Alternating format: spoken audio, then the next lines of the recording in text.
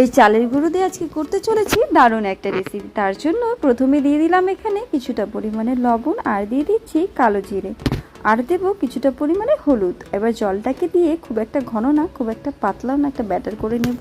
পুঁই শাকের পাতাগুলোকে এভাবে বেছে নিয়ে পরিষ্কার করে ধুয়ে নিয়ে জল ঝরিয়ে রেখেছিলাম যেন একটুকু জল না থাকে। আর এভাবে চারকোনা ভাঁজ করে ডুবিয়ে নেব ব্যাটারটার মধ্যে, আর দিয়ে দিব কড়াতে।